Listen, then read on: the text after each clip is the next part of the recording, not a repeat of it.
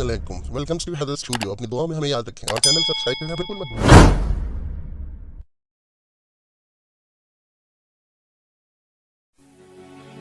اللہ من الشیطان الرجیم. بسم اللہ الرحمن الرحیم.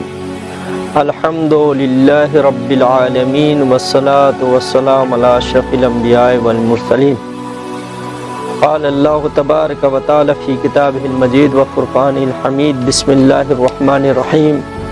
یا ایھا الذین آمنوا کتب علیکم الصیام کما کتب علی الذین من قبلکم لعلکم تتقون.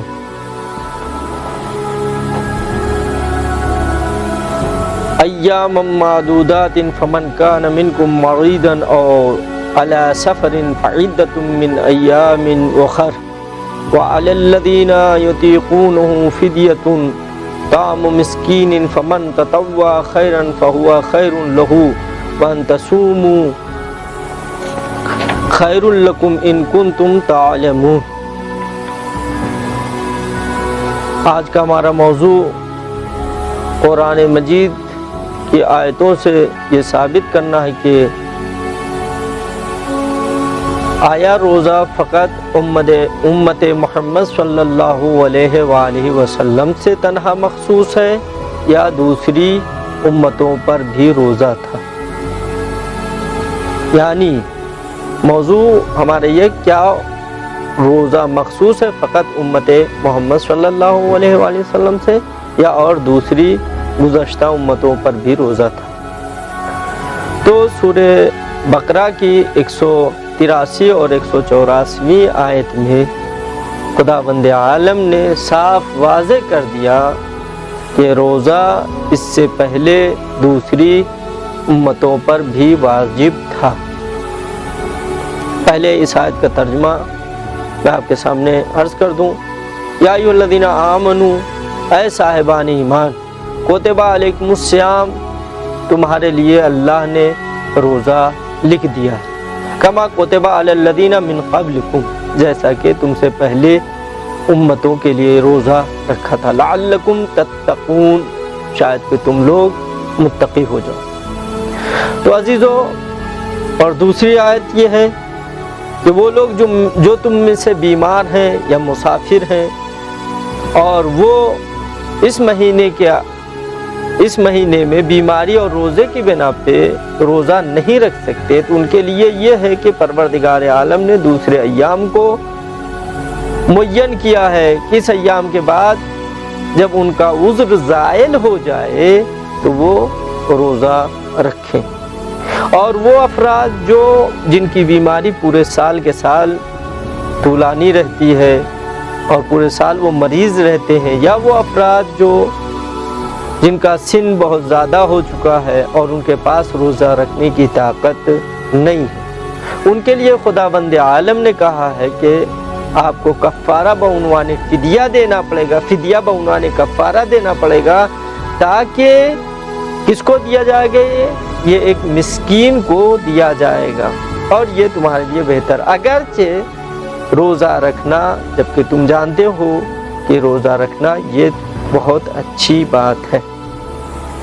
کہنے کا مقصد یہ ہے، پہلی بات یہ ہے کہ روزہ ایک خداوند عالم نے عبادت کا نام دیا ہے.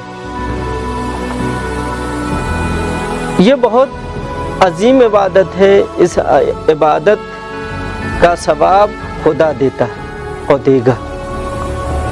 دوسری بات یہ کہ یہ روزہ فقط امت محمد صلی اللہ علیہ وآلہ وسلم سے مخصوص نہیں ہے، بلکہ دوسری امتوں میں بھی روزہ واجب تھا. جیسا کہ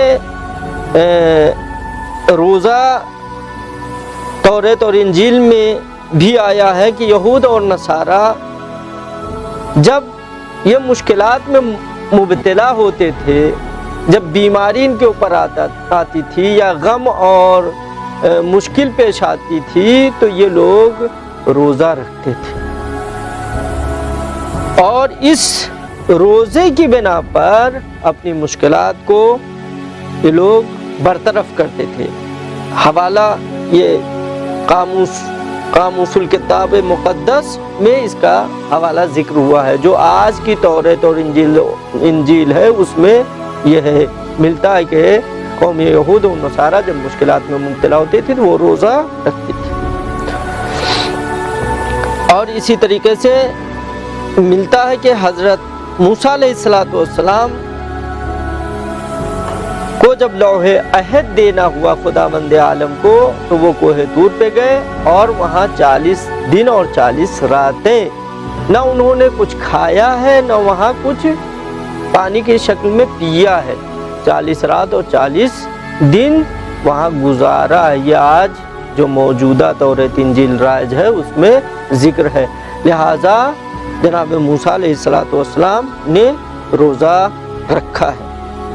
और जिस वक्त यहूदियों को तौबा करना होता था यानी उम्मत गुज़श्ता में, तो वो अपनी तौबा को रोज़ा रख के अल्लाह से तौबा करते थे और अपनी तौबा को कबूल करवाते थे।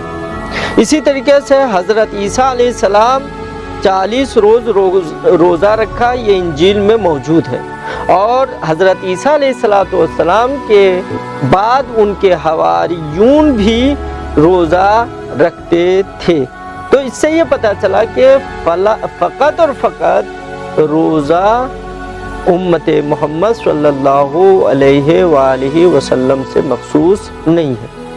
मैं एक वाक़या हिंदुस्तान का आपके सामने अर्ज़ कर दूं, इसी से मरबूत है कि मैं नाम लेना मुनासिब नहीं है, शायद वहाँ के लोग राज़ी ना हों कि मैं सन 2000 में एक जगह नमाज के ग़रज़ से माह रमज़ान में गया था।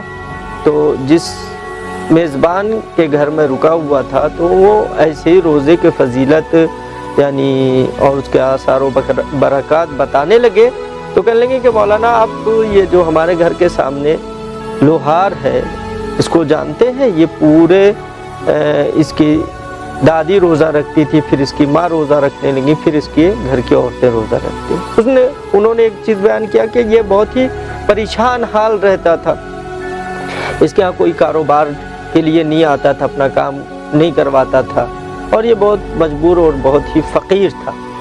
तो इसकी दादी का आमद व रफ्त हमारे घर में था। हमारी वालिदा और दादी से उसने बात की, उन्होंने कहा कि ये अल्लाह का महीना है, इसमें बरकतें खुदा की तरफ से बहुत नाजिल होती हैं, तुम भी रोज़ा रखने की नज़र कर लो और तुम इंशाअल्लाह मुराद पाओगे। दर हकीकत वो हिंदू, ज़्यादा उसने नज़र किया और उसके बाद उसने रोज़ा, वहीं से उसकी मुराद पूरी होगी, उसकी माली मुश्किलात दूर हो गई। और ये ज़माना वो कहने मौलाना आप देख रहे हैं साल का 12 महीना इस देहात में यानी लोग इतना इसको काम देते कि ये काम लेने से इनकार कर देता और पैसे की कोई इसके पास यानी हद नहीं है कितना पैसा है। और सब इनके घर में सब औरतें जैसे ही माह रमज़ान आता है वैसे ही ये रोज़ा रखती हैं और रोज़ा उस उन्वान से रखते जैसे हम अहले तशय्यो रखते हैं।